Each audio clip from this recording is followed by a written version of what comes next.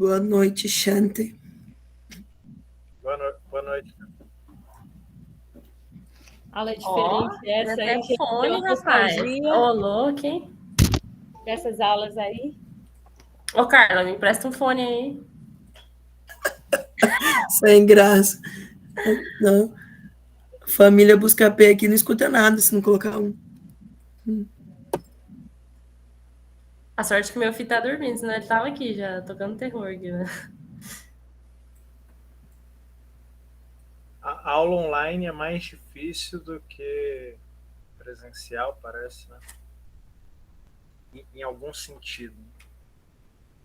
Professora, eu não sei se eu me adaptei demais, sei lá, mas eu até que não achava tão ruim quando eu estava trabalhando online. Péssimo. Sei lá. A parte ruim é que todo mundo desligava a câmera e tinha a impressão que a gente estava sozinho. Tinha alguns momentos assim, tipo, sim, a maior parte do tempo. Eu já estava preparado para todo mundo com a câmera desligada já. Mas pode desligar, né, professor? Pode. Não vou ficar fiscalizando isso. Eu acho Não, que a questão até porque se nós continuarmos com a câmera ligada, eu sei lá como funciona, mas eu creio que sobrecarrega também, né, o sistema. Não sou expert nisso, não, mas eu creio que sim.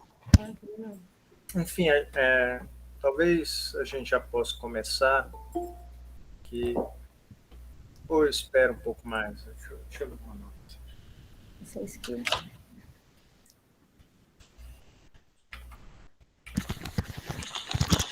Boa noite. Boa noite. Espera mais um pouquinho, professor. Às vezes tem mais alguém aí que ainda vai entrar, alguma coisa assim. Tudo bem, sem problema. Porque só tem 16 pessoas, né? E a sala tem 40 e poucos alunos. Nossa, eu vou sofrer, porque esse negócio de vídeo, esse negócio aqui, olha, só de pensar, o sono já tá vindo aqui. Bem, eu vou fazer uma aula um pouco mais curta. Mas eu fiquei preocupada porque essa é a aula que você vai explicar para a gente detalhes com relação à pesquisa empírica. E eu acho que isso, pessoalmente, é muito mais tranquilo, porque a gente vai ter milhares de dúvidas e a gente vai querer te bombardear de perguntas. Não, mas aí é que tá, não são os detalhes, eu vou passar de maneira geral. Eu quero mostrar, o especial objetivo dessa aula é mostrar o que é o padrão de uma pesquisa jurídica. Vocês vão ver isso com detalhes de metodologia, eu vou mostrar, na minha visão, o que é um padrão de uma pesquisa jurídica. Depois, o que é o padrão, mais uma maneira geral, de uma pesquisa empírica. E outros detalhes a gente vê.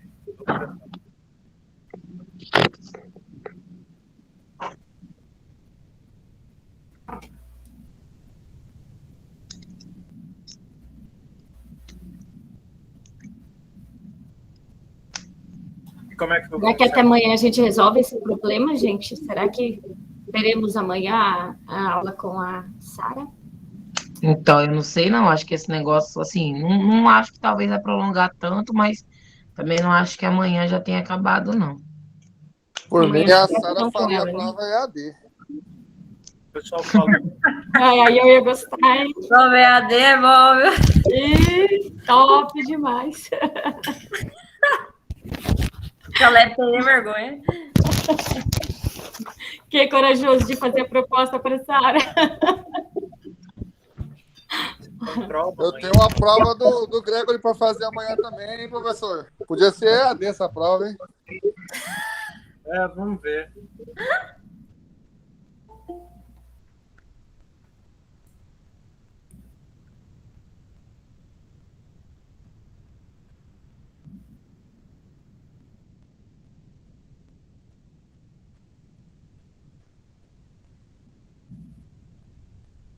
Então, acho que eu já vou começar. Então,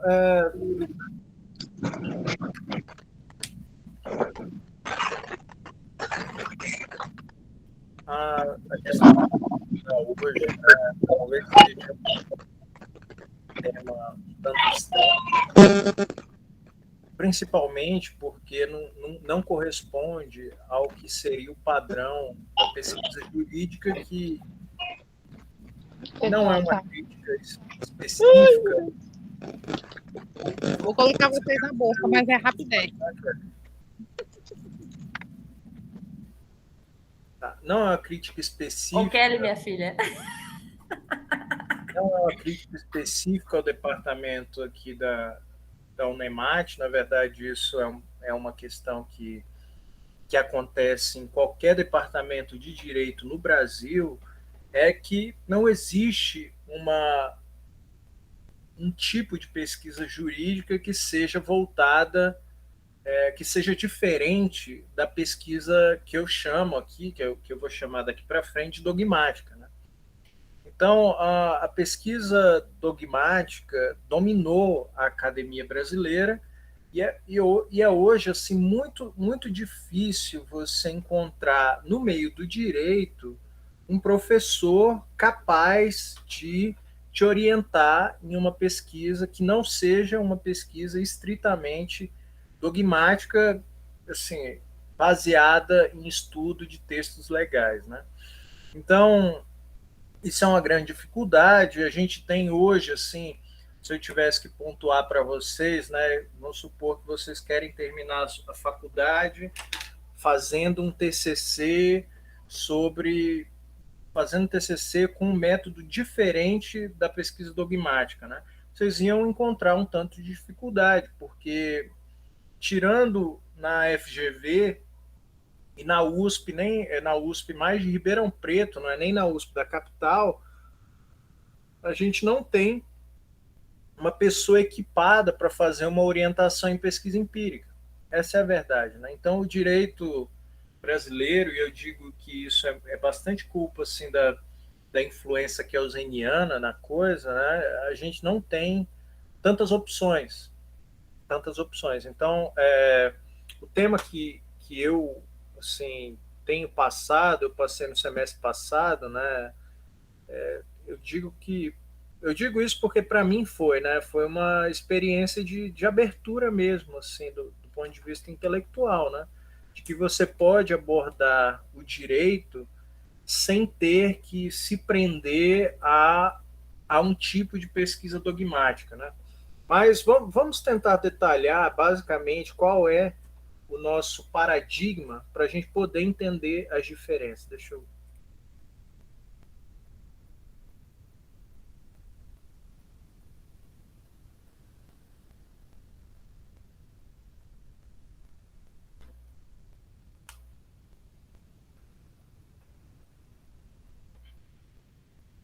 Vocês estão vendo o meu quadro aí? Sim, tá tranquilo. E o tamanho da letra? Tá ok? Tá ok, tá dando para entender. Tá bom. Então, a pesquisa dogmática é o tipo de pesquisa, vou colocar aqui, é o tipo de pesquisa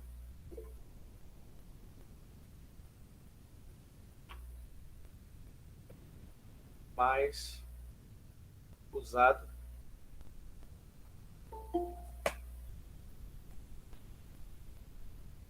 na academia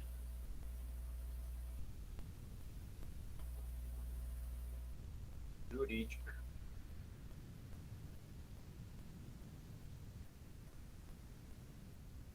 brasileira. Vamos passar aqui, começando por um exemplo. Vamos supor que a gente queira investigar o tema que o grupo do Rodrigo apresentou, né? A gente quer falar sobre maioridade penal.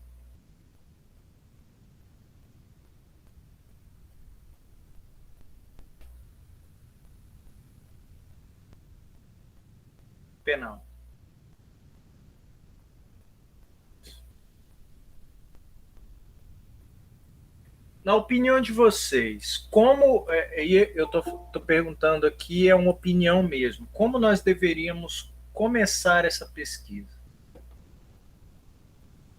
Levantamento de dados?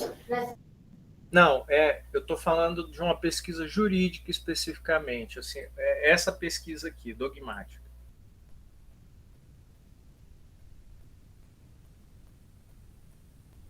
Digamos, se você quer entender, eu vou responder. Se você quer... Pode falar, Fábio. Começar pela lei. Exatamente, exatamente. Se você quer entender do ponto de vista do direito essa questão, a primeira coisa que você tem que fazer é um levantamento de dados, de certa maneira.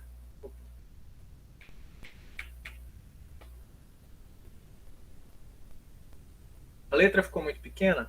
Vocês vão me falando, tá? Porque eu perdi um pouco o tato com essas coisas aqui. O levantamento das leis que tratam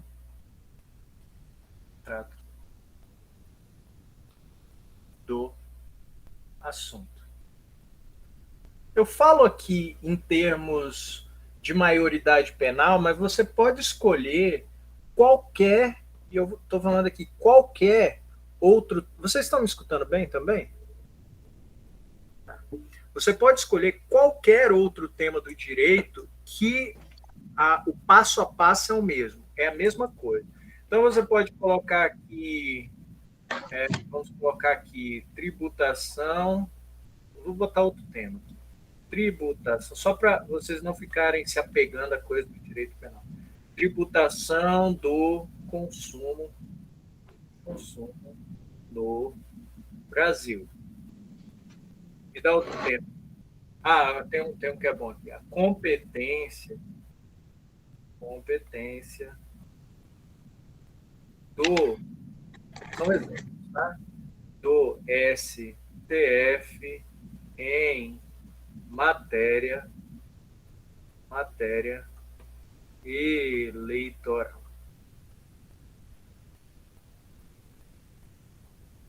E por aí vai. Liberdade de expressão, tanto faz. Sempre vai começar da mesma maneira.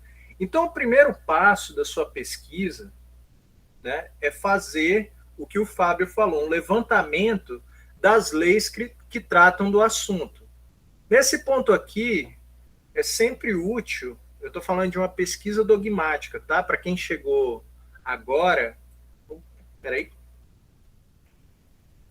Só um segundo. Eu esqueci. Tá. Eu estou falando especificamente de um tipo de pesquisa, viu? Que é a pesquisa dogmática, tá bom? Então tá, você faz o levantamento das leis que tratam do assunto. Nesse momento, é sempre importante você lembrar daquela pirâmide keynesiana que a gente desenhou em aulas passadas.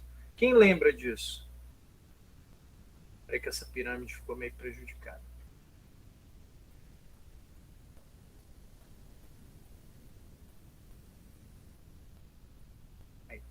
Quem lembra dessa pirâmide aqui? O que tem? Aí vocês podem abrir o microfone e falar o que tem no topo dessa pirâmide aqui. Constituição Federal. Exatamente.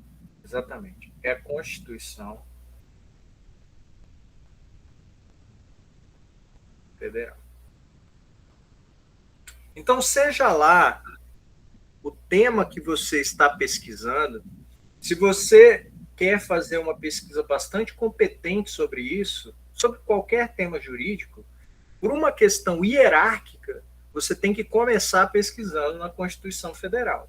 Então, eu vou confessar que eu não lembro exatamente quais foram os artigos que o grupo do Rodrigo levantou, mas eles fizeram uma boa pesquisa, porque eles começaram precisamente falando sobre a Constituição Federal. Então, você vai selecionar, seja lá qual for o tema que você está buscando aqui, né? Peraí. Você vai buscar a Constituição, se for tributação, você vai atrás dos artigos constitucionais que tratam desse tema específico. Se for maioridade penal, a mesma coisa, competência do STF. A maioria, a gente vocês vão aprender isso no semestre que vem, né? Mas a gente já... Existe uma classificação teórica das constituições e a gente concorda que a Constituição brasileira ela é um pouco fora da linha do que deveria ser as constituições, né? A gente fala, usando o termo técnico, né, que a Constituição brasileira é uma Constituição prolixa. A gente fala isso. No caso da disciplina de teoria das constituições, né? A nossa Constituição ela fala de muita coisa e desce em especificidades, né?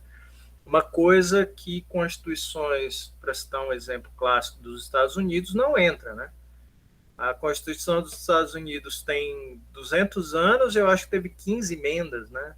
É uma Constituição bastante pequena, né? Tem poucas coisas.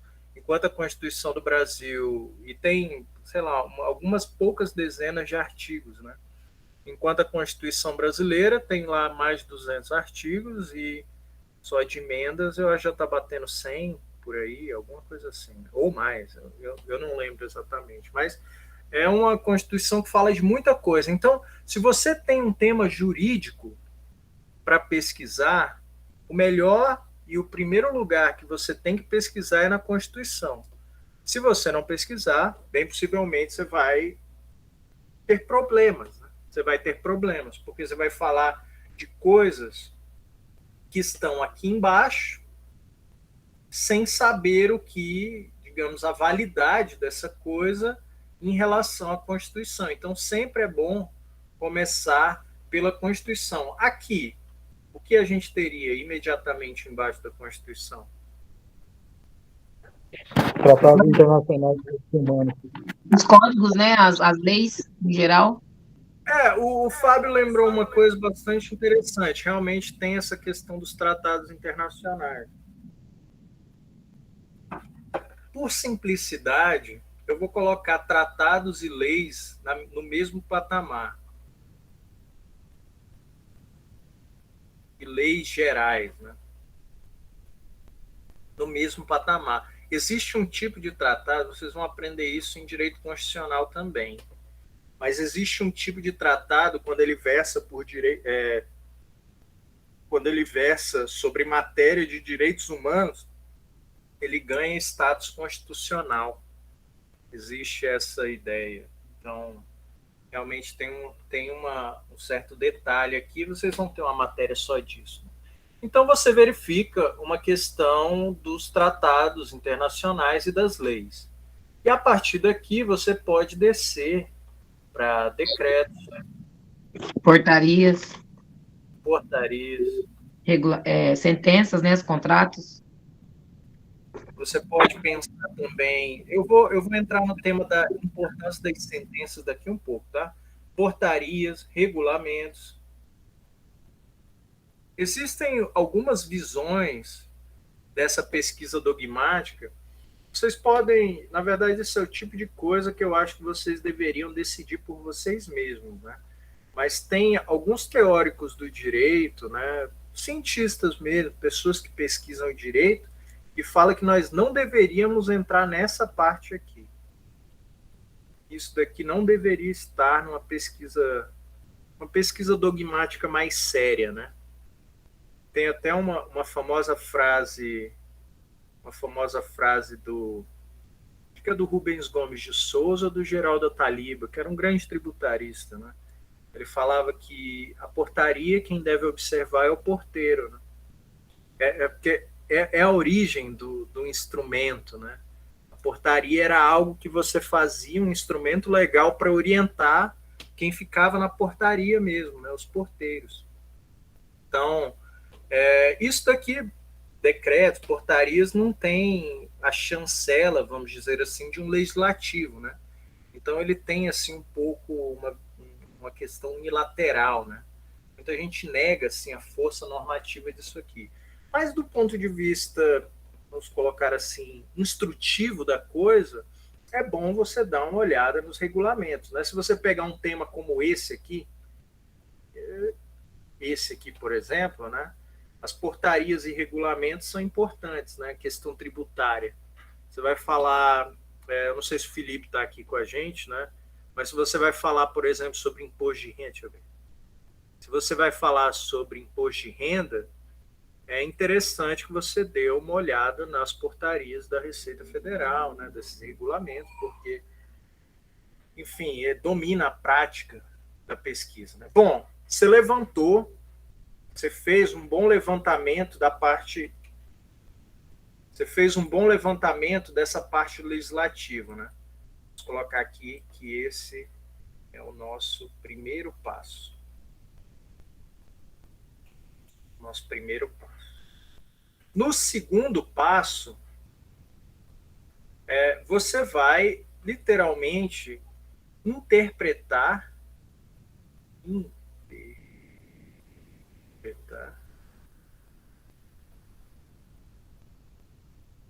a legislação selecionada.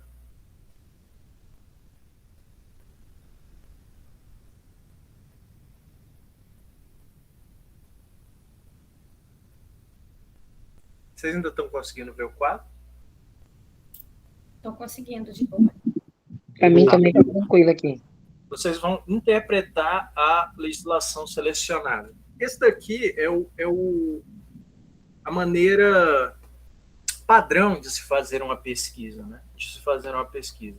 Quando você está fazendo uma pesquisa, você pega assim, eu lembro que eu já tive aula, vocês vão ter direito penal, né? Eu tive aula com um grande penalista brasileiro, né?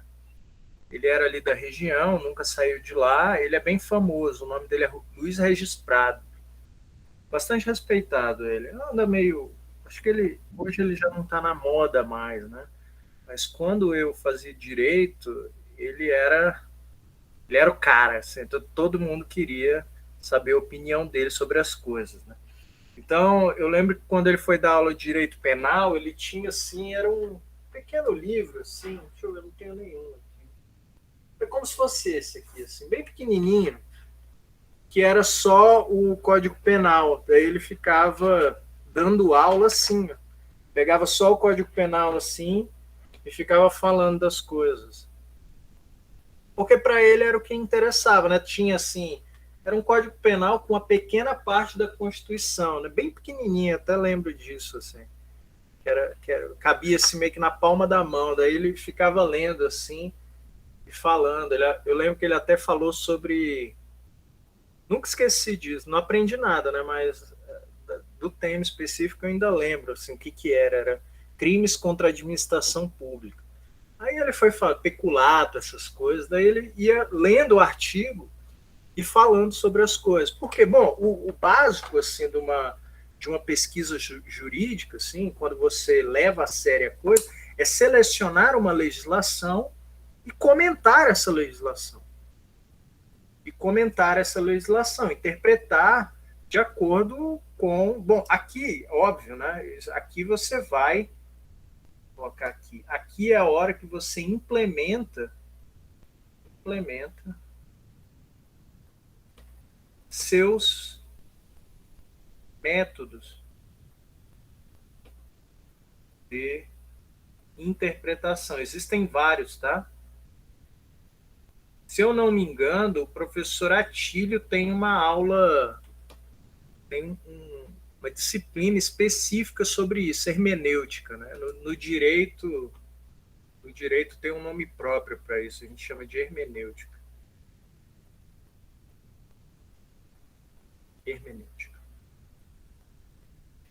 Então tá, você terminado isso, eu diria, esse daqui é o nosso segundo passo. Estou aqui perdendo tempão só para falar o que é uma pesquisa dogmática, para depois dizer que existe um outro jeito muito diferente de se fazer as coisas. No terceiro passo, eu diria que só agora você está autorizado a consultar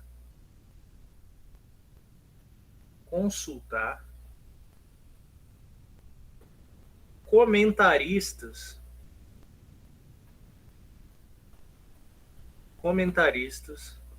do assunto.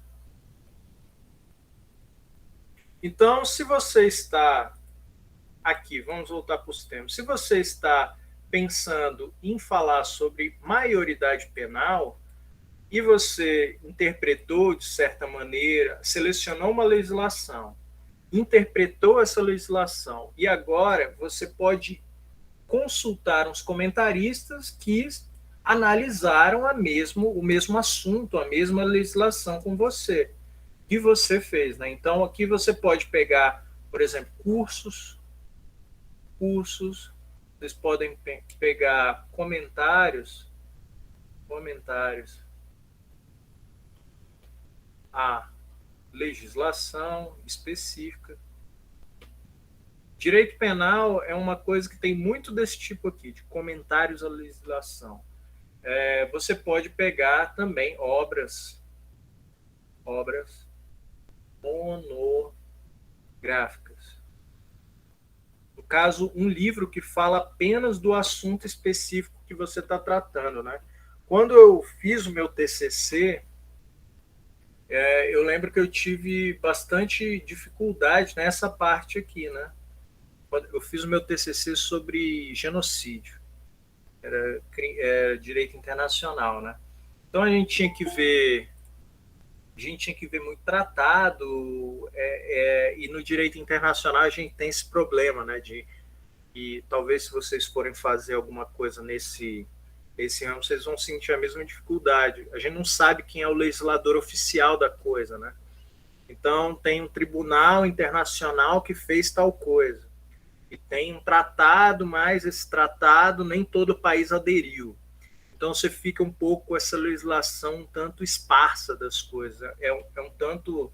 Essa parte do direito internacional é especialmente mais difícil, né? Aí você faz uma interpretação, foi exatamente assim que eu fiz, e aqui para achar cursos de direito internacional penal era bastante difícil também. Aí, como eu já falava inglês, eu ainda consegui achar algumas coisas. Na época não era tão fácil igual hoje, daí eu achei alguns, mais ou menos, aqui assim. Aí a gente acha alguns comentários e algumas obras monográficas, poucas, né? No Brasil eu lembro que tinha algumas em português, assim, obras sobre genocídio, né? Que foi uma coisa que eu pesquisei. Muita gente, e aqui é uma crítica que eu faço, né? O que acontece com a maioria dos trabalhos jurídicos que eu acho falho? Eles pulam tudo isso aqui, eles pegam um assunto específico e eles vêm direto para esse passo 3 aqui. Então, se a pessoa quer escrever sobre maioridade no direito penal, tem gente que vai direto para o livro. Direto. Mas isso é claramente um erro do ponto de vista de uma pesquisa dogmática mais séria, né? Porque o objeto de estudo de um jurista não é um comentário. O objeto de estudo de um jurista do ponto de vista dogmático é a legislação, é o direito positivo, né? Para utilizar o termo kelseniano, e não os comentários de determinado professor sobre determinado assunto que é o direito positivo, né? Então, eu lembro que isso daí, inclusive, quando eu estava com o Regis, né, tendo aula com o Regis, eu até fiz assim, uma pergunta, né, um caso raro, porque eu já estava no fim da faculdade, né, então estava saco cheio mesmo, assim, não estava estudando quase nada. Então, eu lembro que ele estava com o livro assim, eu fiz uma pergunta, né, um tema que me interessava, e daí eu perguntei assim, sobre o que fulano de tal falava sobre isso, né? E eu lembro que ele não dava bola, ele simplesmente não ligava. Meu livro é um livro científico, né? Então, o meu objeto é a legislação específica do caso, né? Então, ele não era um cara assim muito ligado nessa parte específica, né? O que, de certa maneira, deixava o trabalho dele um tanto mais original do ponto de vista intelectual, né? Porque ele conseguia ter os seus próprios insights, né? A pesquisa jurídica hoje em dia basicamente fica fazendo isso aqui, consulta de comentaristas sobre o assunto, né? Uma coisa que tem deixado, e aí a minha crítica, né, que tem deixado os livros de direito bastante um soço, né? Um negócio assim, muito igual um ao outro, não tem uma ideia original, né? Eu tava até... Eu tinha eu acredito que eu comentei com vocês, eu tinha um problema de direito do consumidor. Aí eu peguei um livro de direito do consumidor para dar uma lida, daquele Tartucci. Ele é um cara bastante famoso nesse ramo, inclusive. Eu quase morri, assim. Foi uma das piores experiências dos últimos anos foi ler aquele livro, porque é um copia e cola dos outros, assim, um monte de citação direta que ele faz e não dá para entender, não tem uma concatenação lógica, a maneira, um raciocínio ali. É simplesmente o ato de ficar copiando a opinião dos outros, né? No caso, eu acho que, ainda bem, assim, eu tinha pirateado o livro, né? Então não fiquei tão nervoso assim. Mas se eu tivesse comprado, eu tinha ficado bastante nervoso. Eu ia ficar nervoso, ia tentar devolver. Então eu só deletei mesmo. Então tá, e no quarto passo, aí tá. Esse é o quarto passo, que também tem sido assim a coqueluche das pesquisas jurídicas dogmáticas, né? A gente pode verificar a jurisprudência. Aqui é interessante. O quarto passo. Peraí.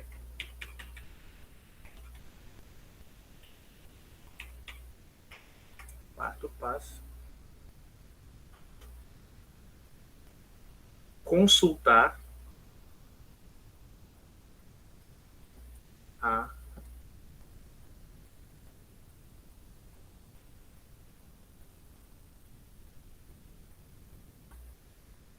jurisprudência.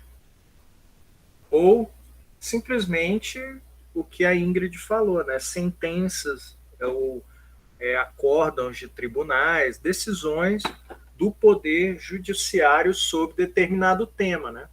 Mais uma vez, né, aqui você pode, então, só colocando sentenças, acórdãos. Acórdãos é como a gente chama toda decisão de órgão colegiado. Em geral, a gente chama acórdão. Acórdão. A gente pode pegar também, no caso, decisões monocráticas, que é menos interessante, mas em alguns casos se usa, e por aí vai. Decisões de tribunais administrativos às vezes cabem aqui também. Então, dessa maneira, se você tem um tema específico e você segue esses 4 passos aqui, é quase certeza que você vai fazer um bom trabalho do ponto de vista de uma monografia jurídica. Isso aqui vocês podem seguir, isso daqui para a monografia, o TCC de vocês, que não tem erro, viu? Fez isso, tá certo.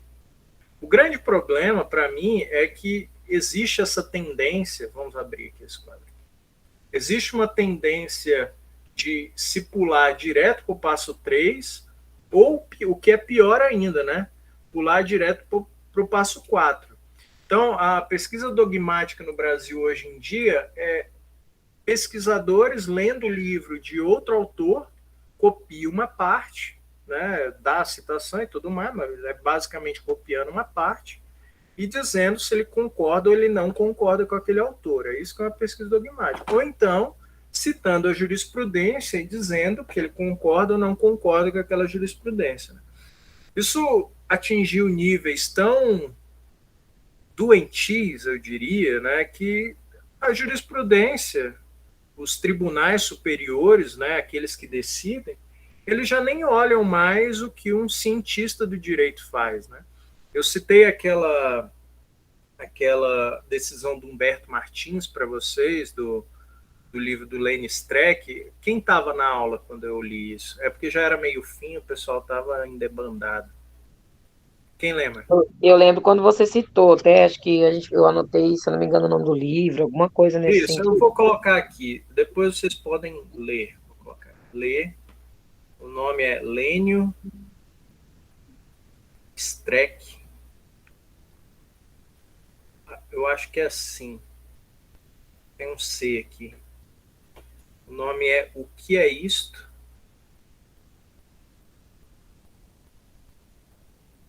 Tecido de acordo com minha consciência ou não.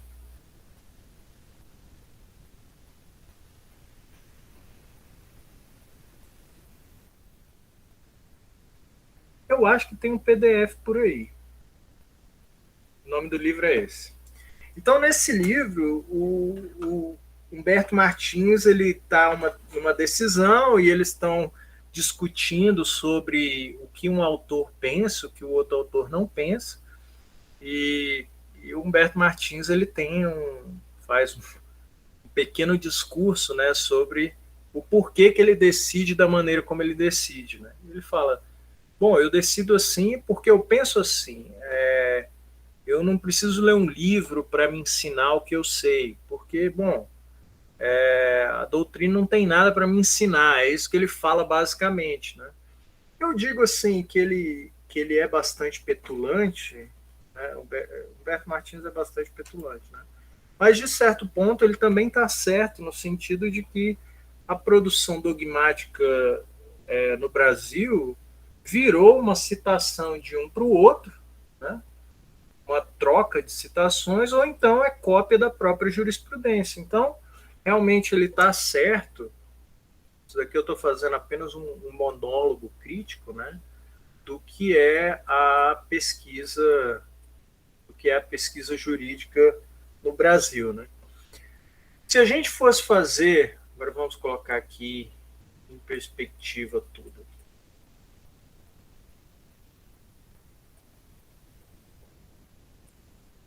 Se a gente fosse fazer pequeno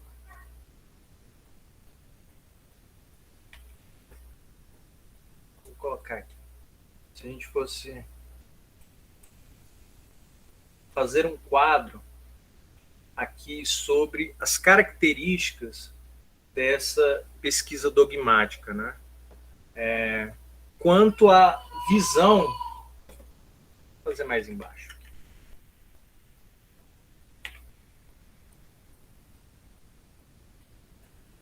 Vai comparar aqui depois, pesquisa.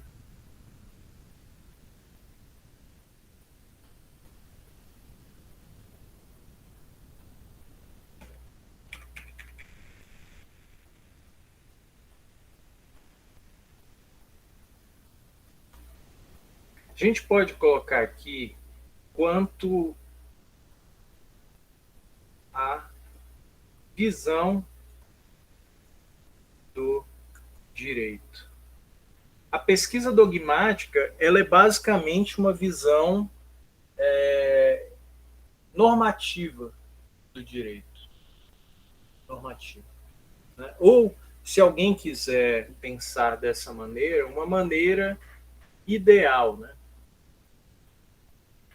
Ideal do direito. Essa é a visão do direito do campo da pesquisa dogmática, né? Do que de certa maneira, que a gente pode colocar outra característica do que deve ser, né? Quando a gente faz uma pesquisa dogmática, a gente está basicamente pensando do ponto de vista do dever ser. Do dever ser. O método, vamos colocar aqui, método, é basicamente o método de descrição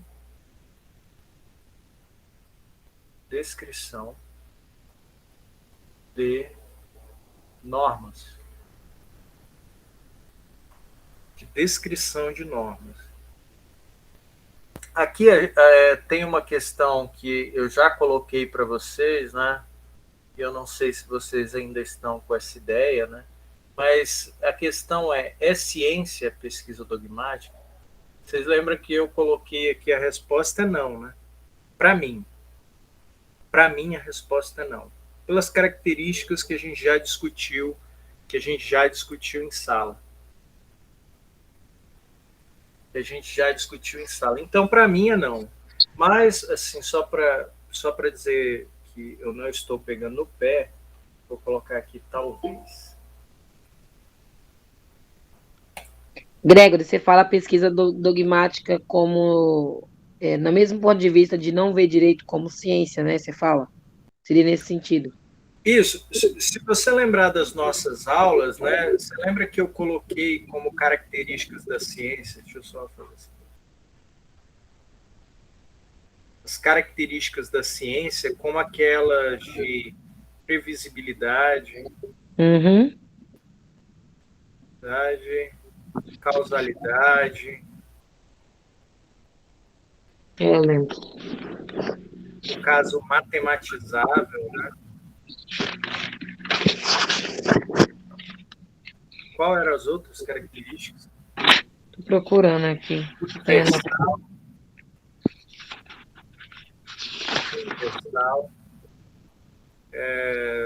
Enfim, uma série de características que a gente meio que concordou que o direito não possuía, simplesmente não possuía, né?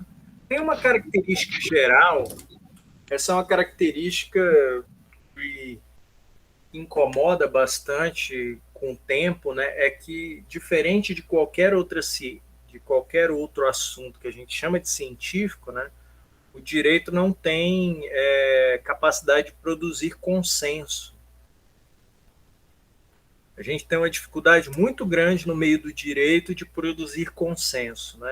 Assim, se você acompanha o noticiário em geral, né, você percebe como que o direito tem problemas de produzir consenso. É muito complicado. Não tem nada que a gente fala do ponto de vista jurídico que não tem uma discussão. Eu acho que eu já dei a dica para vocês, né? É o livro Maligno do estudante de direito, né? Mas se você vai falar, não na minha matéria, claro, né? Mas se você, em qualquer outra disciplina do direito, você pode escrever qualquer coisa e depois você procura um livro que dá suporte àquela ideia. E daí, se o professor te der errado, você leva lá, não, mas tem um autor que pensa como eu penso. Daí ele vai ser obrigado a te dar certo. Por quê? Bom, você leu no livro, né? É basicamente assim, para tudo, para qualquer ideia, você tem uma outra versão que é muito diferente e tem alguém, um suposto cientista, que apoia aquilo, né? Porque não tem nada muito, muito certo. Parece uma amálgama de opiniões, né? Então, a pesquisa dogmática, para mim, né?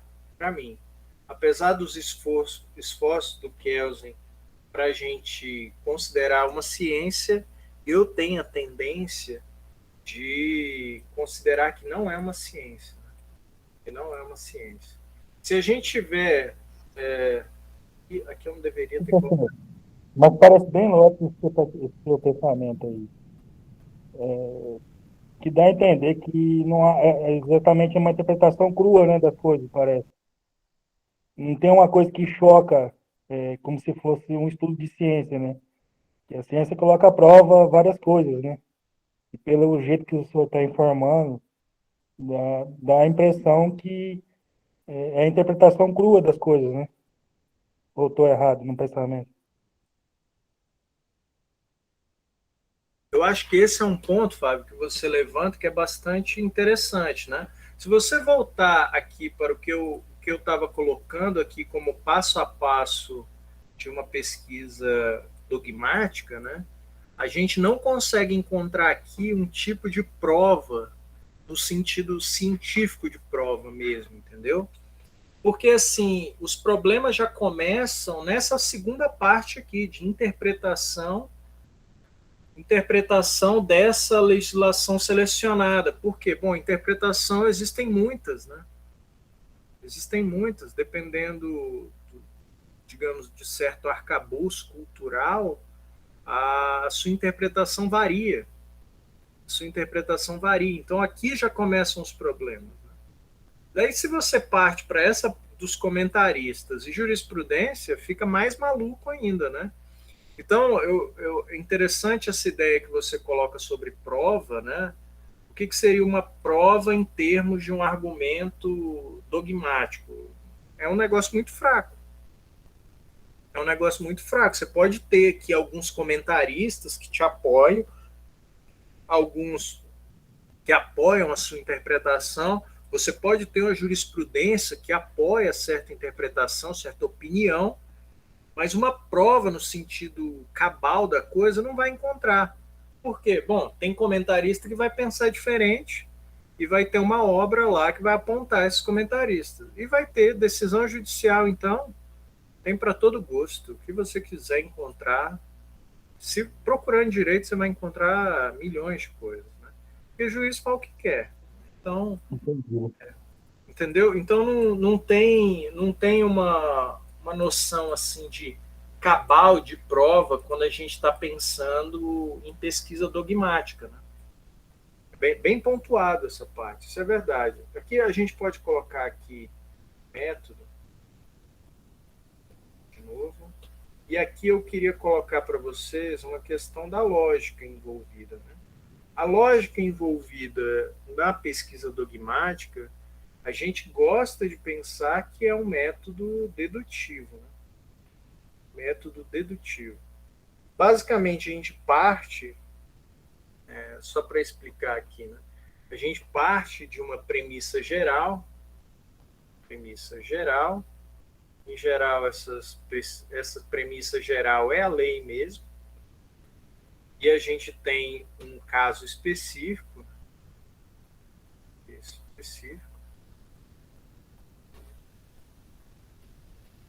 e a gente tira, no fim das contas, uma certa conclusão. É basicamente isso, né? O que seria o método dedutivo. Né?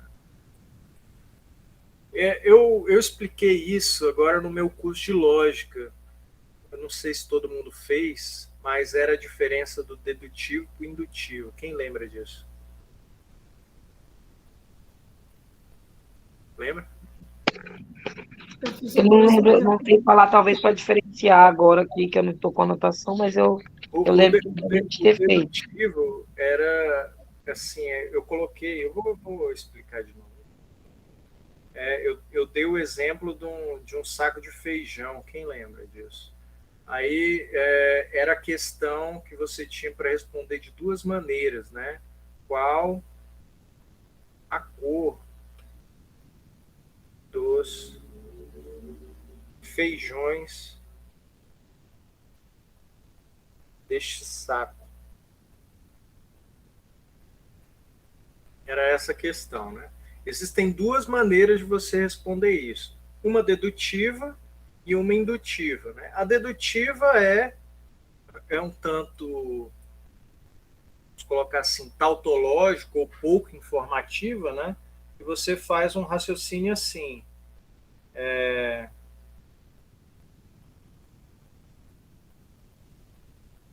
Aliás, a gente pode pegar assim, você... Deixa eu apagar aqui. Pergunta, na verdade, é menos direta.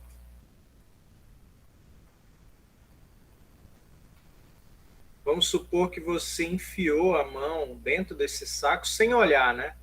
Você enfiou a mão aqui e saiu com o punho fechado aqui de feijões, né? E a questão é saber aqui qual a cor dos feijões da minha mão. Essa é a pergunta, na verdade.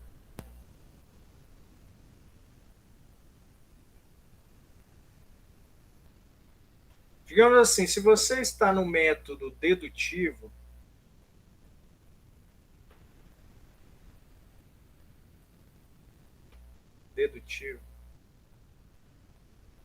você raciocina assim. Você sabe de antemão que todos os feijões deste saco são pretos.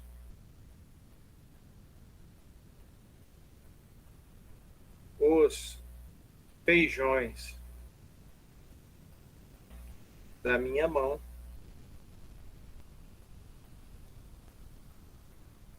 definição deste saco.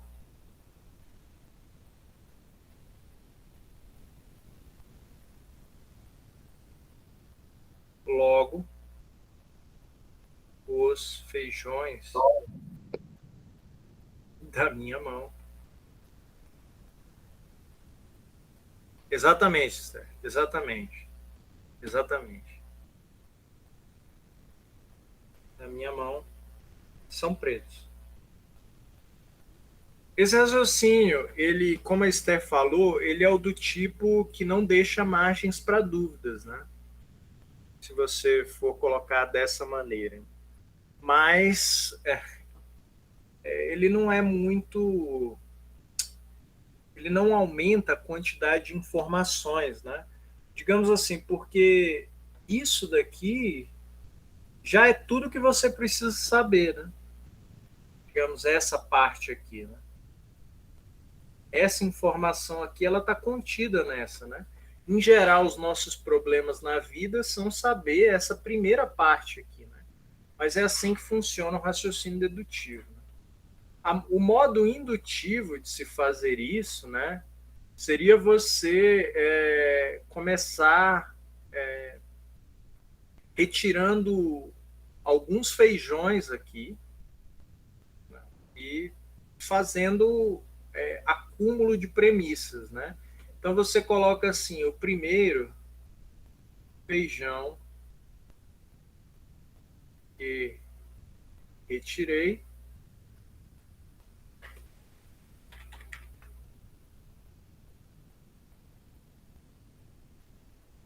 é preto. Aí você faz de novo. O segundo feijão que retirei é preto. O terceiro é preto. O quarto feijão é preto também. E por aí vai até você ter uma amostra razoável dos feijões para dizer que logo todos os feijões deste saco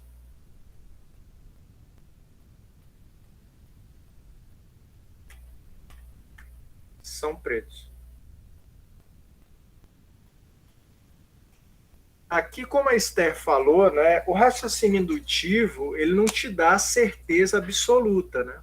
Ele te dá uma probabilidade do que vai acontecer, né? Mas ele é mais informativo, né? No sentido de que ele te dá alguma informação nova, ainda que não seja 100% correto. Vocês conseguem compreender qual é a diferença do indutivo para o dedutivo? Aqui é o indutivo.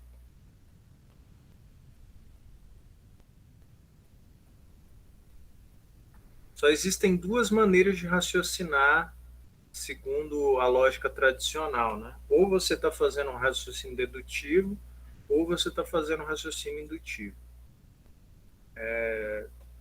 Não existe uma terceira via. Você pode prestar atenção se você está raciocinando ou de maneira dedutiva ou indutiva. Perdão. Então tá.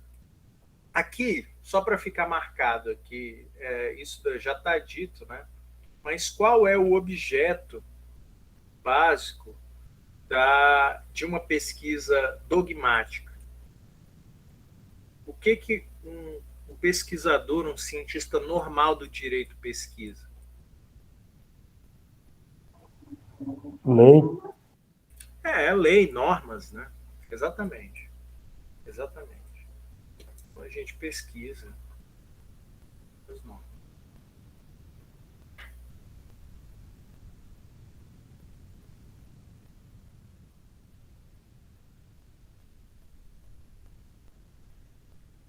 Agora a gente pode passar, depois a gente volta para esse quadro aqui.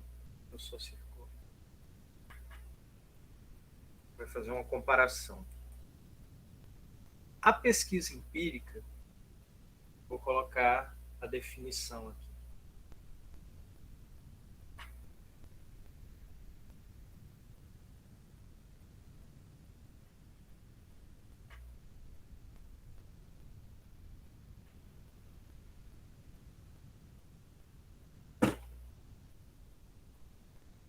Professor, Pode tem falar. esse lado de uma é melhor que a outra, ou não tem? Ou depende do tema que vai abordar para poder Eu acho que depende do que você quer fazer. Não entendi. eu não diria que a pesquisa empírica é melhor de maneira absoluta, né? Depende do que você quer saber. Esse é o Entendi. ponto. Mas assim, eu vou passar e a gente decide junto, né? Decide junto qual é a utilidade dela para vocês. Olha, a pesquisa empírica vou escrever aqui, é um método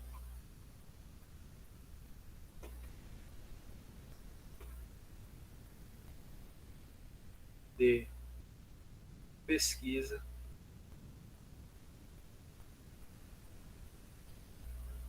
baseado no acúmulo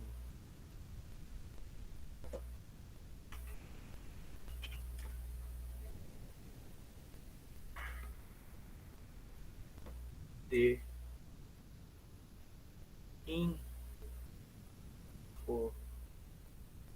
informações pela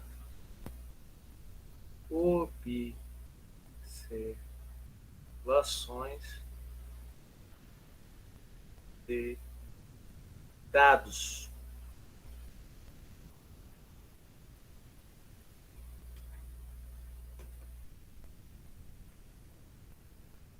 Diferencia-se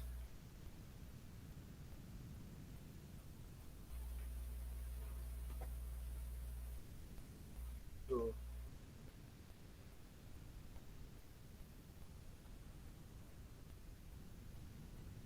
método. Vou colocar da pesquisa dogmática.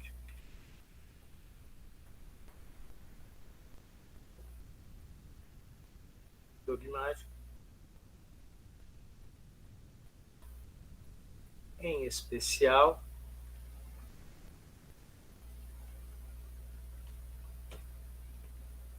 por agora eu vou colocar entre aspas, aceitarem informações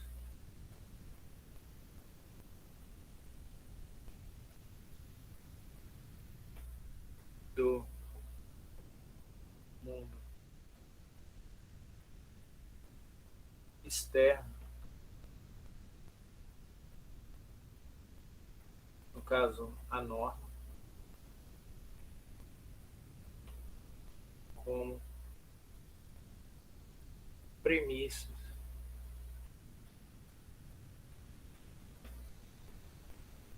para suas conclusões. Eu tenho um exemplo. Existe para a gente entender como é que a pesquisa empírica funcionaria de maneira diferente. Existe um tema, vou só apagar aqui, a gente vai entender isso, como é relevante essa questão das informações externas à norma. Essa é a definição que eu coloquei. Tem um tema bastante espinhoso no direito penal, que é saber se a justiça brasileira é racista. Existe essa questão, né? No caso, quando eu falo justiça, é a questão jurídica mesmo, dentro do processo, né? A justiça brasileira, daqui é um problema de pesquisa, tá? Racista. Eu não vou responder essa questão aqui para vocês. Eu vou dar duas abordagens do mesmo problema, né? Então, esse aqui é o nosso problema. Vou colocar aqui exemplo.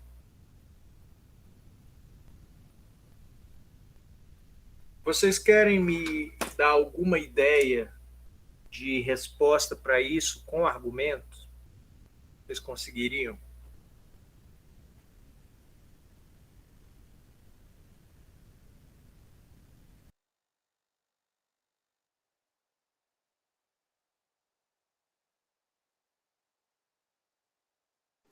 favorecer o branco, por exemplo, né, em situações de cadeia.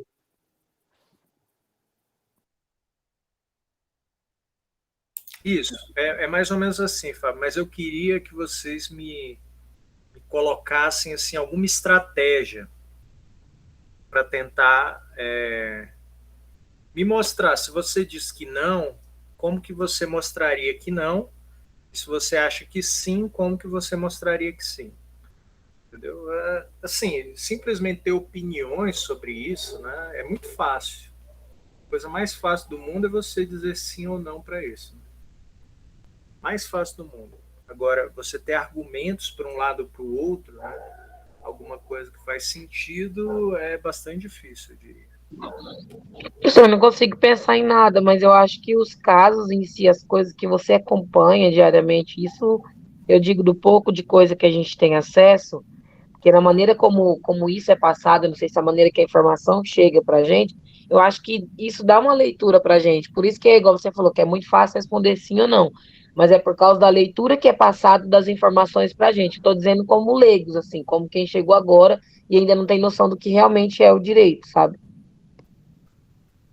Perfeito, perfeito. Mas isso já me dá uma pista de uma das maneiras como você poderia abordar, né? Porque, assim, se você. Eu estou falando aqui do ponto de vista jurídico, né? A gente está querendo fazer uma pesquisa, uma mini investigação jurídica sobre isso. Uma maneira. Só um segundo, pessoal.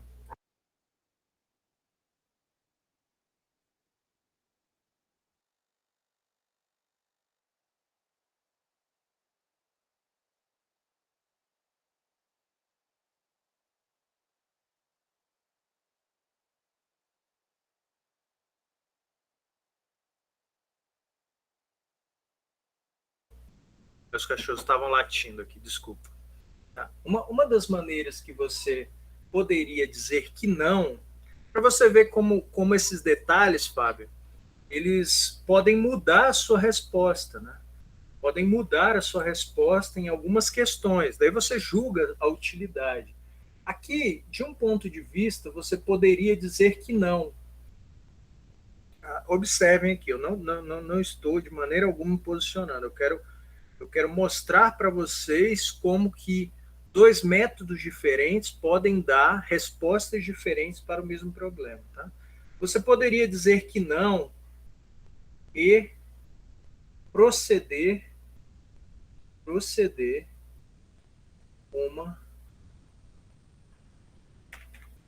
fazendo uma pesquisa dogmática.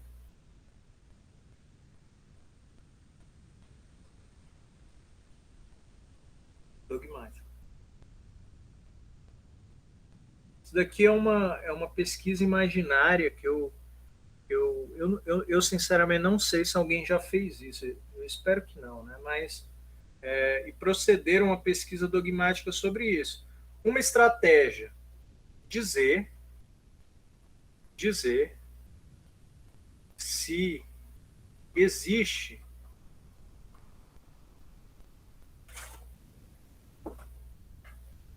na dosimetria da pena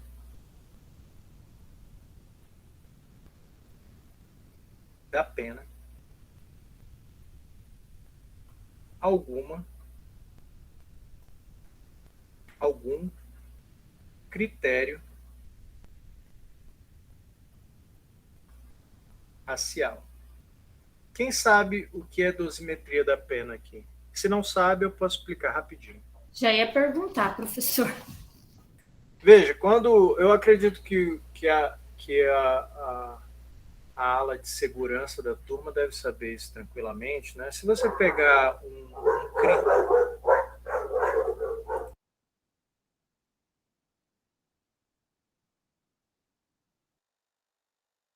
Desculpa mais uma vez. Se você pode pegar, por exemplo, o artigo 121 do Código Penal, né? Também chama de cálculo da pena, exatamente, o Wesley falou aí. Se você pegar o artigo 121, ele vai dizer lá, matar alguém, né? Esse é o tipo que a gente chama, e embaixo aqui vai ter a pena que eu não me engano, acho que é 6 a 20 anos de reclusão. O pessoal pode me corrigir aí, eu realmente não, não, não fico muito atento a isso. Não vai ter, só para deixar claro aqui, não vai ter um número corretinho da pena que a pessoa vai ter quando ela mata alguém, né? Digamos, o que a gente tem, que a gente fala em termos penais, né? Eu digo que eu tive ótimos professores de direito penal, porque para eu lembrar disso daqui, só temos margens, a gente chama de margens penais, né? As margens da pena. Então, quando uma pessoa é condenada, existe uma série de critérios que a gente pode levar em conta, que o juiz leva em conta, para fazer a medida exata da pena que aquela pessoa vai ter. Então, aqui vai entrar o fato da pessoa ser réu primário, se é primário, se... Agora eu vou confessar que eu não lembro exatamente se a pessoa demonstra arrependimento. Vai levar esse tipo de coisa, né, para julgar se aquela pessoa ela vai ficar em 6 anos ou se ela vai ficar em 20 anos, entendeu? Ou se vai ficar em algum lugar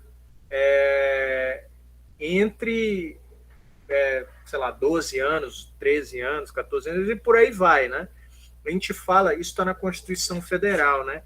Que a pena de qualquer condenado ela tem que ser individualizada, né? Então você nunca é condenado numa leva, né? Você vai ter a sua pena individual baseado em certas características suas do crime e tudo mais, entendeu? E é para isso que serve o cálculo da pena ou a dosimetria da pena, entendeu? É basicamente isso. Então tem uma série de critérios legais que você pode levar em conta na hora de fazer essa dosimetria da pena. Então você faz se você vai proceder aqui, agora vamos voltar aqui no passo a passo. Vamos voltar aqui nesse passo a passo. Se você vai fazer uma pesquisa dogmática sobre isso, né, você vai consultar o Código Penal, vai consultar o Código de Processo Penal, do ponto de vista legal mesmo, ver as leis, e daí você ia identificar, né, uma série de leis. No caso, você ia pegar o CP, você ia pegar o CPP, você ia pegar a Constituição, nunca pode faltar, e depois você ia reunir isso tudo aqui para tentar interpretar e responder essa questão aqui. A justiça brasileira é racista? Claramente você ia chegar numa resposta, eu não preciso ser um gênio para saber isso, para dizer aqui que do ponto de vista da dosimetria da pena, o juiz não pode levar em conta questões de raça, né, do ponto de vista normativo, né? Então você ia ver aqui, ia responder rapidamente, né? E raça não é um critério de dosimetria ou de cálculo penal. Dosimetria. Hoje em dia se chama mais de cálculo da pena e não dosimetria?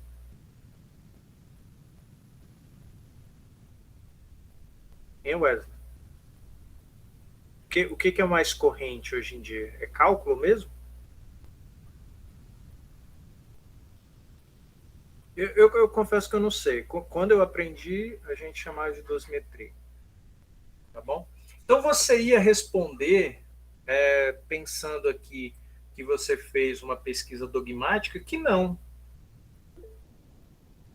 Ah, tá, continua a dosimetria. Perfeito. Você ia responder nessa questão aqui que não. Então, Fábio, se a gente fosse colocar, pensar um pouco nessa questão, assim, o que é melhor, né? Isso vai depender digamos assim, do tipo de pergunta que você vai fazer, mas isso também condiciona, de certa maneira, o tipo de resposta que você vai dar, né? Digamos assim, você vai responder essa pergunta: a justiça brasileira é racista? Aqui você respondeu não, né? Mas é um não do ponto de vista da norma, né? É um não do ponto de vista da norma. Entende? Aí tá. Pode falar. Não, então eu tenho que escolher uma pesquisa que vai me dar um retorno mais abundante e concreto. Resumindo. Eu diria que você tem que deixar muito claro em qual sentido que você está respondendo aquela questão, né? Então, uma pergunta forte como essa, né? A justiça brasileira é racista? Você pode responder não, desde que você fale que é considerando certo método de investigação, né? Então, assim, você vai falar não, mas do ponto de vista de uma análise da dosimetria da pena no Código Penal, né? Do ponto de vista normativo. Pode falar. Quem levantou a mão? Alguém levantou a mão? Foi sem querer, professor. Eu mexi no botão sem querer. Ah, não, tudo bem, sem problema. Podem perguntar à vontade, tá? Beleza. Eu descobri agora que para que usa essa mão. Como é que é? Eu acabei descobrindo agora para que usava essa mão aí. Tava curioso. Eu vou chamar a atenção aqui de quem está falando. Aqui, para mim, é igual o WhatsApp. Eu prefiro mandar áudio mesmo. Sem condição. Tudo bem, olha. Então tá, vamos supor agora que você quer empreender uma investigação como essa que a Ingrid sugeriu, né?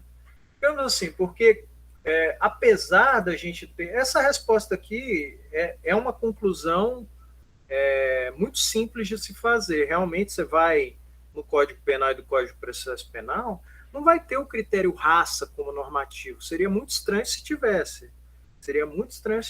Mas não tem. Você pode procurar e não vai ter. Então, a resposta cabal que você deveria dar do ponto de vista de uma pesquisa dogmática é um tanto limitada. Para mim, esse é o ponto. Para mim, esse é o ponto para uma pergunta. Alguém questiona a relevância dessa pergunta aqui? É inquestionável que é uma pergunta interessante de se fazer. Não estou falando que tem uma resposta correta, mas é uma pergunta muito interessante. No Brasil, o Brasil é um país miscigenado, né? Existem pessoas de tudo. Então, e a gente quer entender que a justiça ela é imparcial, que ela não considera isso. Então, é uma pergunta extremamente relevante de se fazer, né? Então, do ponto de vista normativo, a gente é um pouco obrigado a responder de uma certa maneira, né? Se a gente vem para um critério empírico, ou seja, aceitando essas informações do mundo externo à norma, né, do que não está na norma, então a gente vai ter uma nova abordagem da coisa, né? Você poderia, aqui é uma estratégia que eu bolei para tentar responder essa questão aqui, né? Você teria, de certa maneira, fazendo uma pesquisa empírica, que reformular essa questão aqui fazendo da seguinte maneira. Essa foi a maneira que eu pensei, pode ter outras, tá? Juízes consideram, é análogo a isso, consideram o elemento raça na dosimetria da pena,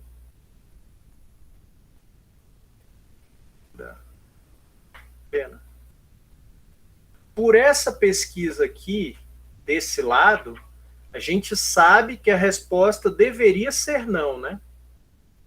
Deveria ser não. Mas, como eu coloquei aqui na minha definição, a gente quer utilizar coisas que estão no mundo externo. Para isso, eu vou detalhar isso nas próximas aulas, a gente precisa bolar alguma estratégia, porque esses dados do mundo externo, essa é uma desvantagem, tá? Eu vou elaborar nas aulas que vêm, mas quando a gente está pensando em uma pesquisa dogmática, o mundo é bem fechadinho, né?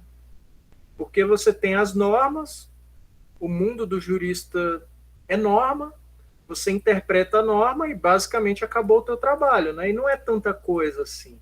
Mas quando você está pensando em mundo externo, a norma é muita coisa.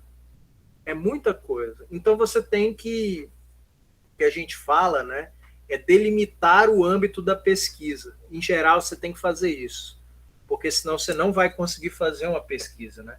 Então, a minha sugestão de pesquisa para responder essa questão da justiça brasileira era a gente limitar ao Mato Grosso. Então, a pergunta, mais uma vez eu ia reformular, a gente ia fazer uma investigação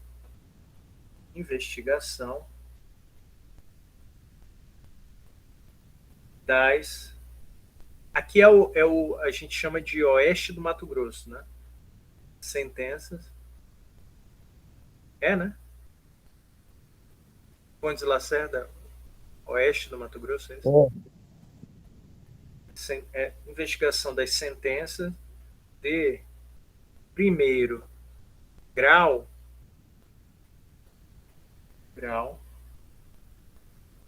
dos juízes do oeste do Mato Grosso.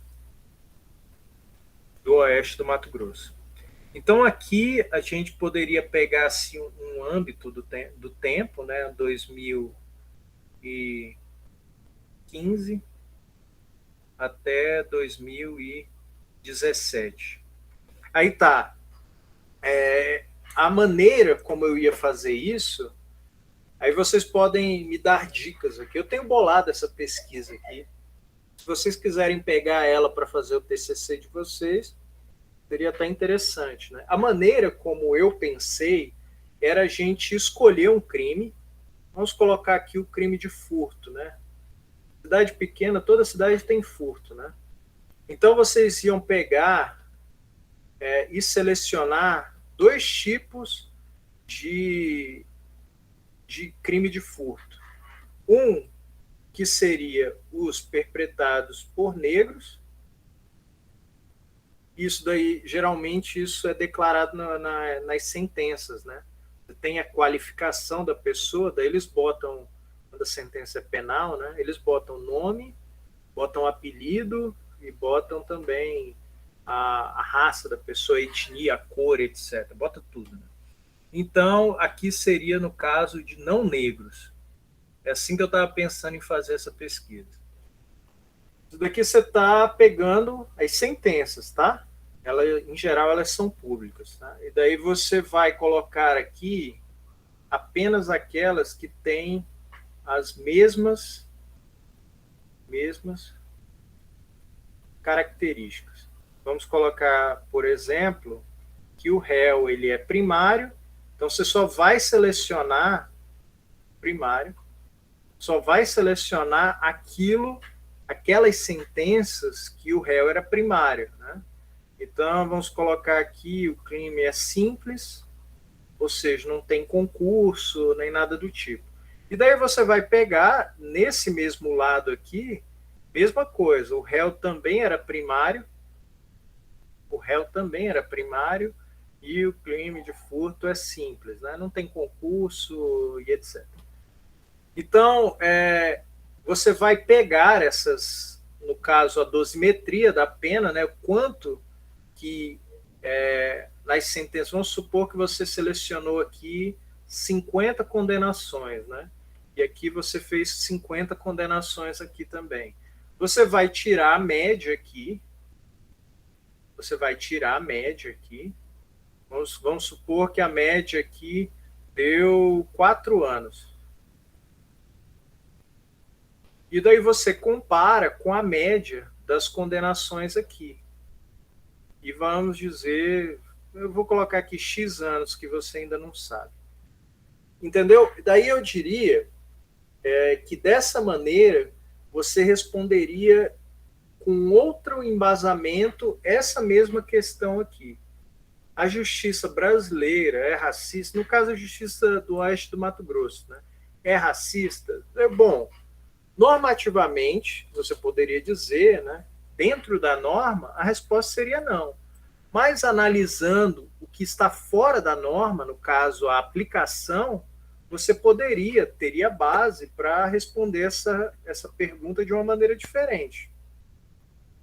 Então, voltando aqui a essa pergunta que o Fábio fez, né? O que é melhor? O que é melhor? Isso depende muito da pergunta, mas nesse caso específico, considerando essa pergunta que eu fiz, eu diria que a pesquisa empírica, né, ela é mais versátil. Ela te dá uma visão mais global da coisa. Vocês entendem? Conseguiram entender mais ou menos qual foi a minha estratégia nesse exemplo aqui? Sim.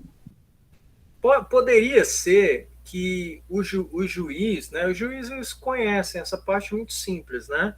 Eles conhecem a parte normativa, né? Mas, às vezes, inconscientemente, eles poderiam dar penas mais gravosas para pessoas que eram negras e outras não. Só tem uma maneira de saber, de fato, é fazendo uma pesquisa empírica, né? Normativamente, você fica limitado, Fábio. Esse, para mim, é o ponto. Do ponto de vista normativo, você é limitado a uma certa resposta. Enquanto, do ponto de vista empírico, as possibilidades são grandes, né? Por exemplo, para essa pesquisa aqui, como ela não foi feita, essa daqui eu sei. Isso daqui está claro para mim. Agora, como essa pesquisa aqui não foi feita, e parece bem difícil de fazer, não tem como eu afirmar se, de fato, os negros têm penas mais graves do que as penas de pessoas que não são negras, né? Mas isso, veja, é difícil de dizer, né? Mas poderia te dar já um indício, né, muito mais concreto do que essa pesquisa aqui. Mas é que tá. E aí vem o ponto da pesquisa empírica, né? Você precisa, de fato, ir além das normas. Né? Se você ficar só do ponto de vista normativo e não partir para a análise do mundo, né, que no caso o mundo aqui seria a aplicação daquela norma, você não vai chegar a lugar nenhum. Vocês conseguem entender? Sim, fica bem claro, professor. A pesquisa empírica, na verdade, eu acho, assim, tudo bem que ela vai depender de uma atenção muito maior, de mais trabalho, mas eu acho que ela é mais fácil, na minha opinião. Assim, explica um pouco mais. Fácil em que sentido? Mais fácil no sentido de que você tem mais fonte de pesquisa, você vai ter, na minha opinião, um pouco mais de motivação, né? Porque quando você vai pesquisar só a lei, sei lá, eu tenho a impressão que é meio chato. Não, nesse ponto eu concordo 100%. Assim, é porque vocês ainda vão ter muito tempo animado com pesquisa normativa, até ver que é uma coisa que você pode fazer dessa maneira que eu fiz aqui. Você pode... Essa pergunta aqui, a justiça brasileira é racista. Se você colocar isso numa dissertação de mestrado, bem possível, e colocar esse método, bem possivelmente você vai ser reprovado. Porque Desinteressante. É uma coisa que a gente já sabe a resposta. Ela meio que já induz ao resultado, né? Isso, se a gente voltar nesse quadro aqui, se a gente for pegar do ponto de vista ideal, normativo, a gente sabe a resposta. A gente sabe a resposta. Agora, se a gente for pegar do ponto de vista extranormativo, do ponto de vista da real aplicação do que tem acontecido, bom, daí você tem uma baita questão. Eu não sei a resposta. Essa pergunta aqui não foi respondida, simplesmente não foi. Simplesmente não foi. A gente precisa... a diferença, de fato, aqui desses métodos, né? Por isso que eu faço esse exemplo aqui, né? A diferença desses métodos aqui é que esse aqui não... Ele é sem graça, né? Ele é correto, ele é certo, mas ele não acrescenta informação na sua vida, né? Agora, esse método aqui, ele é trabalhoso, e ele acrescenta uma informação nova para você, né? Ele é em certo sentido, ele é algo exploratório mesmo, né? Você está desbravando alguma coisa que você não sabia antes, né? Agora, do ponto de vista normativo, ideal, a coisa realmente é um tanto pré-determinada, né? Vocês devem convir comigo aqui, fazendo uma metacrítica da pesquisa, talvez da situação jurídica brasileira, né? Que do ponto de vista da idealidade, do normativo, o Brasil está muito bem. A gente tem uma super Constituição, mas do ponto de vista da aplicação e efetividade, é bastante dubitável que a gente está num cenário bom, né? Então, a pesquisa empírica, vamos colocar dessa maneira, ela preenche essa lacuna, né? Porque você é capaz de entender o que está acontecendo fora desse lado ideal da norma, né? Fazendo, aí claro, né? Aí, Elaine, essa é a parte que eu não concordo, né? Com você, do ponto de vista que a pesquisa empírica ela é uma pesquisa que você tem que pensar um pouco mais, né? Porque você tem que fazer certas perguntas de maneira correta, né? Primeiro, para garantir que vai ser interessante, né? E a segunda parte aqui, para garantir que você vai conseguir executar aquela pesquisa, né? Então, é um tipo de pesquisa que, apesar de parecer, mas você vai lidar com fatos, né? É tudo tão simples, mas para executar isso exige um certo preparo, um preparo teórico para a gente conseguir implementar uma pesquisa. Agora sim, vamos dar um passo atrás e eu vou fazer essa pergunta. Qual dessas duas abordagens aqui parece mais útil para responder essa pergunta aqui? Eu vou devolver a pergunta do Fábio. Qual que parece melhor? Na minha opinião, é empírica. Eu vou responder a minha pergunta. Eu acho que é empírica também, que traz a realidade junto, né? Pois é. Alguém mais quer falar? Sem dúvida. Pois é, e eu acho tão curioso isso. Toda vez que eu falo eu coloco esse pequeno caso aqui, todo mundo concorda que a pesquisa empírica, até do ponto de vista prático, gente, até do ponto de vista prático, imagina que você é um advogado criminalista aqui no oeste do Mato Grosso. O quão interessante não seria você ter esse tipo de investigação aqui? Você ia defender o seu cliente de uma maneira muito mais, digamos, consciente, né? Se você tivesse a informação de que o juiz... Eu acho, olha como é interessante, eu acho que até os próprios juízes, eles teriam uma outra abordagem se eles soubessem que inconscientemente, em alguns momentos, eles aplicam uma dosimetria de pena maior para negros e aliviam para não negros. Isso acontece. Isso acontece. Tem gente que acha que está fazendo certo, mas faz errado. Só tem uma maneira de saber, né, que existe algum problema estrutural, que é fazendo uma pesquisa empírica. Sabendo disso, a pergunta que eu coloco para vocês me responderem daqui a alguns anos é: por que não se faz pesquisa empírica no direito? Por que não? Por quê? Eu não sei a resposta. Eu não sei a resposta. Eu olho um caso como esse aqui e vejo assim como existe assim uma clara diferença entre a informatividade, o quão interessantes são essas duas coisas, e eu vejo que eu não preciso ir muito longe. Eu posso garantir aqui que esse semestre vai ser a última vez que vocês vão ouvir falar de pesquisa empírica. Não vai escutar mais. Acabou. Acabou, essa é a última vez. Essa é a última vez. Por mais interessante que possa parecer. Se você quiser saber sobre isso, você vai ter que estudar por conta. Você vai ter que estudar por conta. Se quiser implementar uma pesquisa empírica, vai ter que ir para São Paulo. Porque você não vai conseguir fazer um mestrado nesse tema em qualquer universidade, porque não tem quem orienta, não tem quem sabe, não tem como. Não tem como.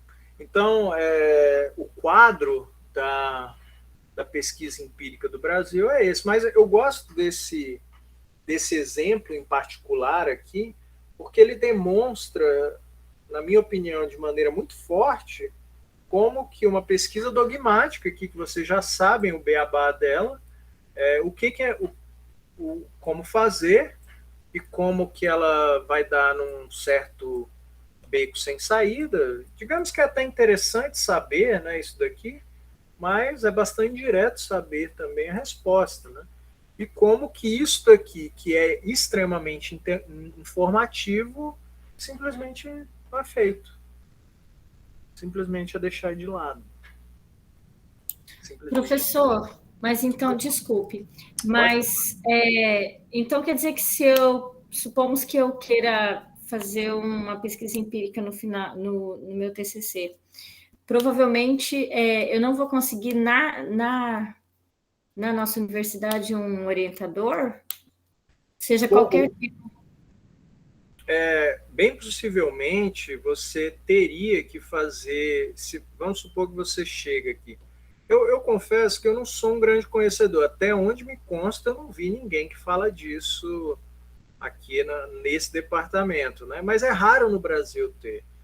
O que eles te indicariam, se você quisesse fazer pesquisa empírica, é fazer um tipo de pesquisa que a gente chama de metadados, né? Você ia fazer uma pesquisa bibliográfica de outras pesquisas empíricas que pessoas fizeram. Então, isso existe. Isso existe. A que a gente vai analisar, inclusive, ela rapidamente faz um pouco isso, metadados, né? Você pega outras pesquisas empíricas e daí analisa aquelas pesquisas empíricas, mas você não faz uma pesquisa empírica propriamente dita. Bem possivelmente você seria encaminhada para isso, né? Por quê? Bom, porque pesquisa empírica para ser feita, essa minha aqui, por exemplo, ela tem alguns buracos, né? Eu fiz isso daqui meio que da minha cabeça, mas ela tem alguns buracos que você poderia já ir cavucando aqui. Bom, talvez seja muitos dados para analisar isso daqui. Se for um TCC, você tem o quê? 6 meses para fazer pesquisa? Você não ia conseguir fazer, porque você tem que analisar esses dados, é bastante difícil. Então, você ia ter problemas nesse sentido. Então, a questão da orientação de uma pesquisa empírica é uma questão... sim, e quando a gente está falando de justiça brasileira, tem certos empecilhos do ponto de vista legal, né? Então, tem que ver se o juiz vai deixar você ter acesso a esses dados. Se não deixar, daí tem que entrar com uma ação e tem que mandar carta para o CNJ, para o TJ. Isso acontece, pesquisa empírica é dureza, é um trabalho de campo mesmo, né? Você tem que sair, investigar, se for alguma coisa ligada ao executivo, né? Essa pesquisa que a gente vai ver sobre os custos prisionais, tinha determinados estados que simplesmente se negavam a fornecer informação. Então, quanto é que custa um preso no estado do Rio de Janeiro? O Rio de Janeiro se negou a prestar informação. Falou, não tem esses dados, não. Simplesmente pandemia, a gente não conseguiu saber quanto é que custa. É isso. E fica por isso mesmo. E daí como é que faz? É muito difícil. Tem que entrar com uma ação para pedir, e daí vai o Ministério Público. Então, se você não tiver tempo, né? Então tem uma série de empecilhos para fazer isso aqui, né? Talvez seja esse.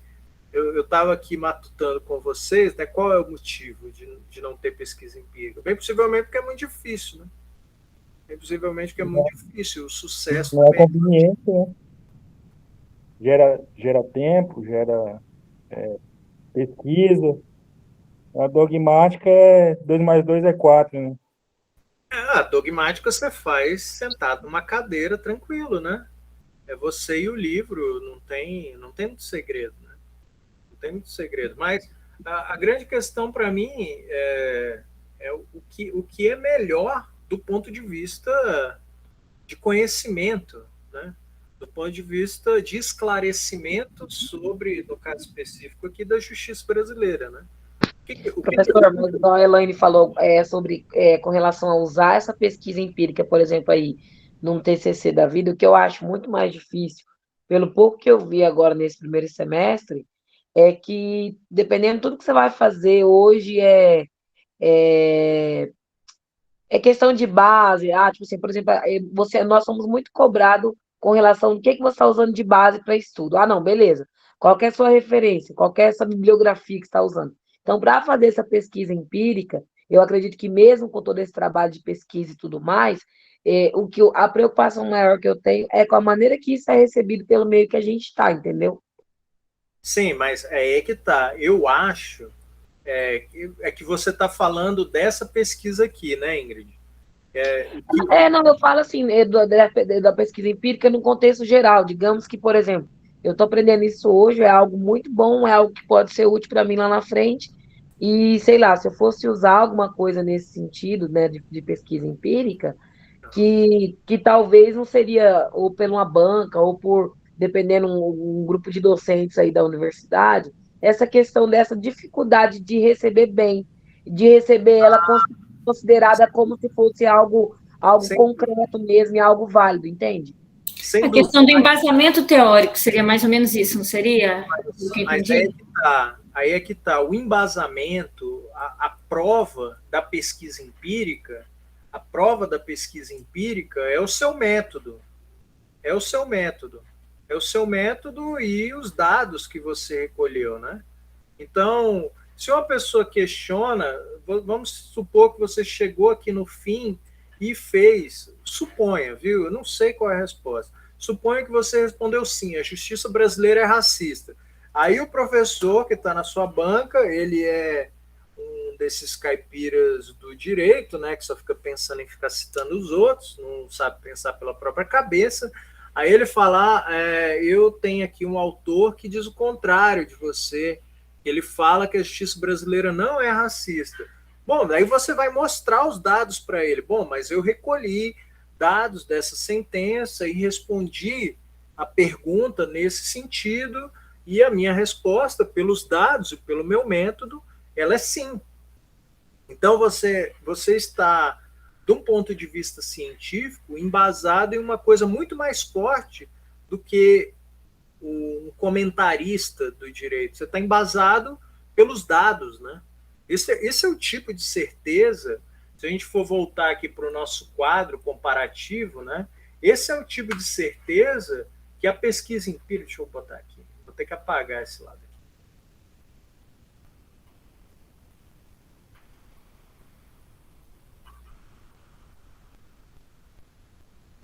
Esse é o tipo de certeza que o lado dogmático nunca vai poder dar, né? Porque quando a gente está aqui... Deixa eu só... Quando a gente está desse lado aqui, do lado da pesquisa empírica, né?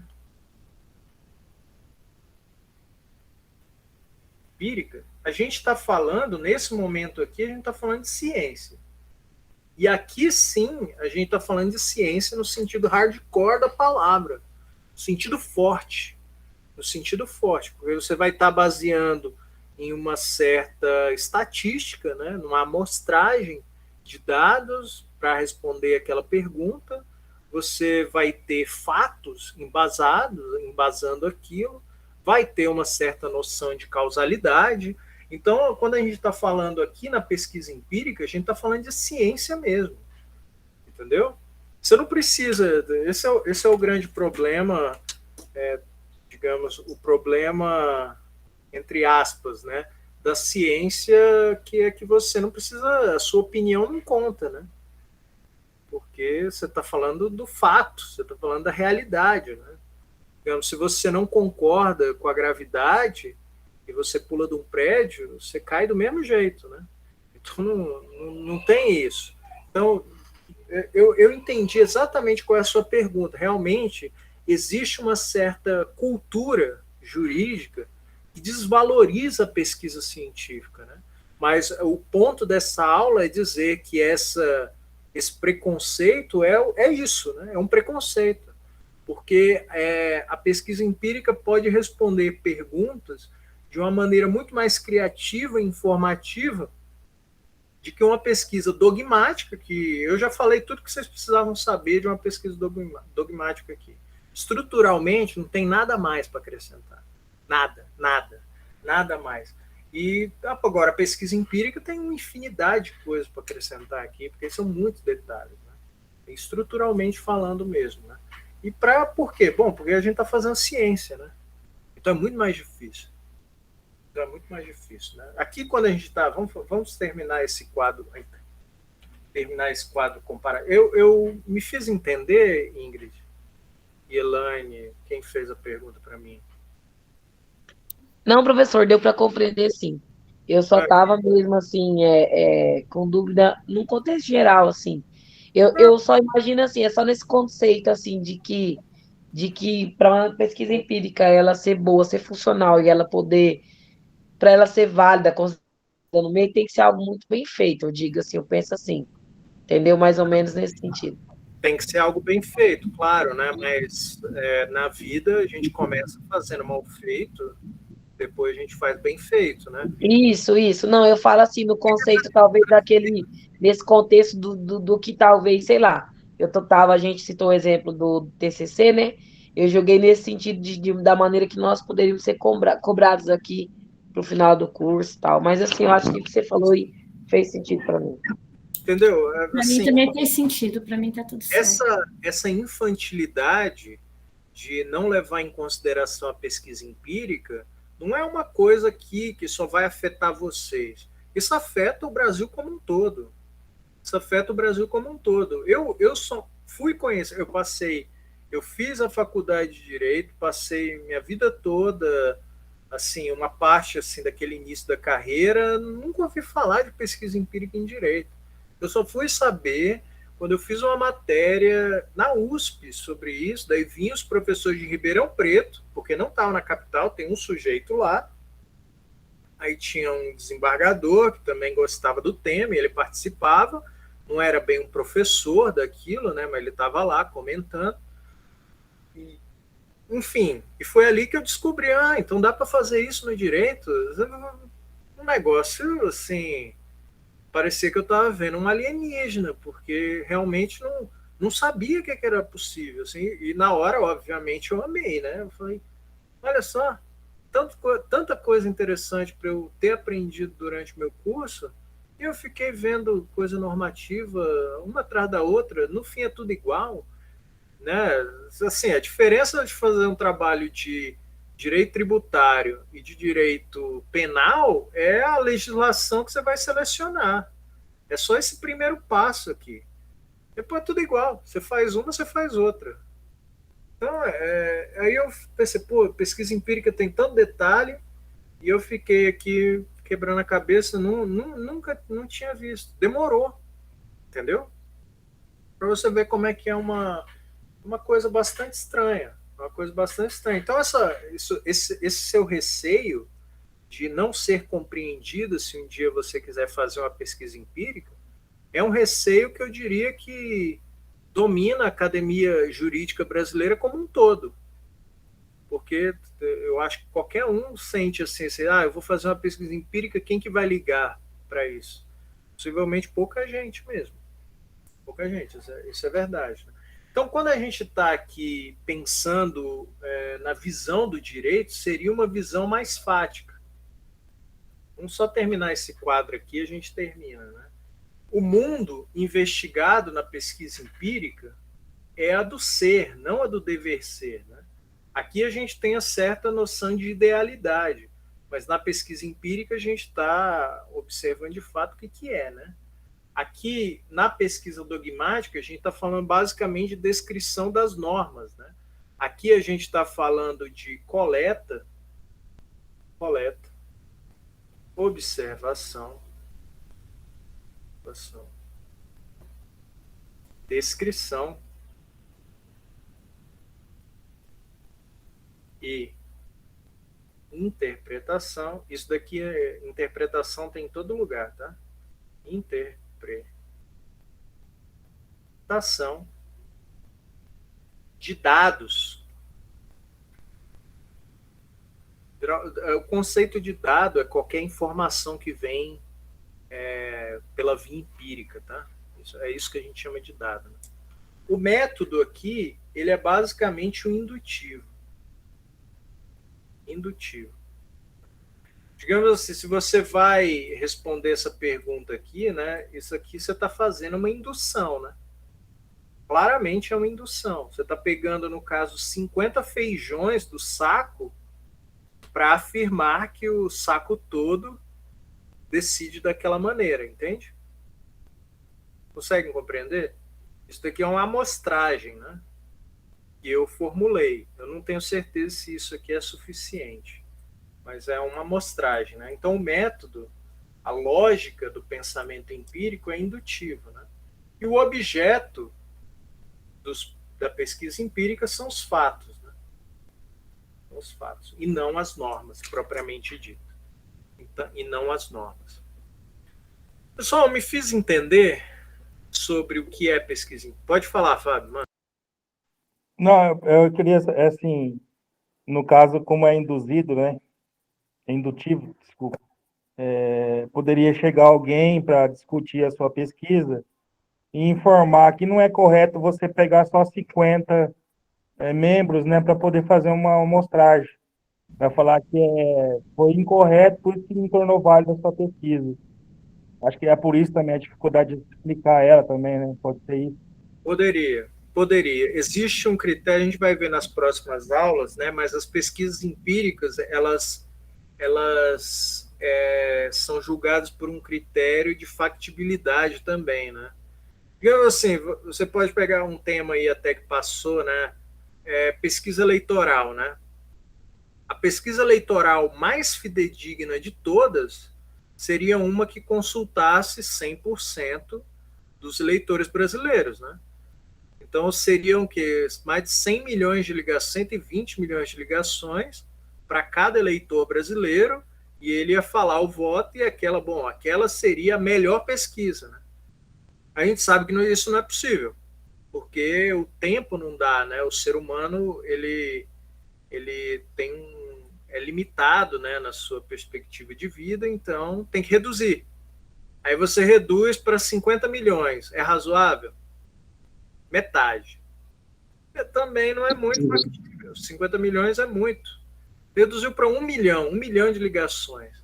Também não é factível. Então, você vai reduzindo até um número que você possa equilibrar, Fábio, o que é executável do ponto de vista humano, né, dos seus recursos também, da pesquisa, do seu grupo de pesquisa, ou dos seus recursos pessoais, e o que, no caso, daria uma resposta razoável para aquela questão, né? Igual aqui, realmente, você poderia dizer que é pouca coisa para você fazer um julgamento sobre a justiça brasileira toda, né? Então, daí o correto, intelectualmente falando, é você reduzir a sua afirmação, né? Seria: a justiça do Oeste do Mato Grosso é racista em certo sentido. Pronto. Aí você dá uma resposta. Essa pergunta aqui é uma super pergunta, né? A gente fala que ela só seria respondida nas pesquisas empíricas se você juntasse muitas pesquisas juntas, né? A gente fala assim, é como se fosse um mosaico, pesquisa empírica, né? Você só consegue um quadro geral da realidade se você juntar milhares de pesquisas empíricas, né?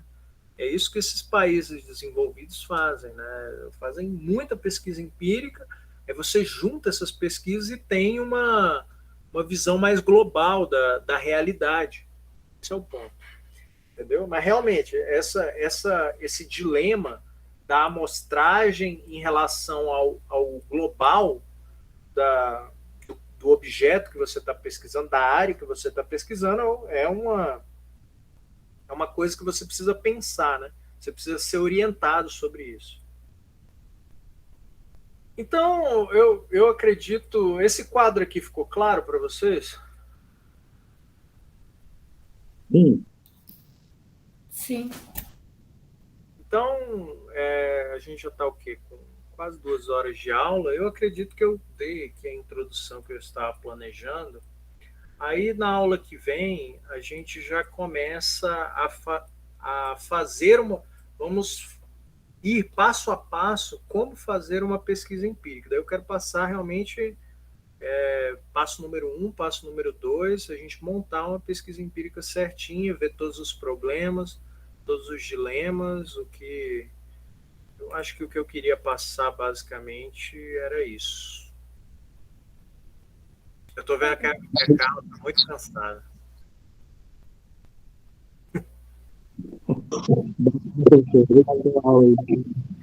Alguém tem alguma pergunta, pessoal? Pode fazer.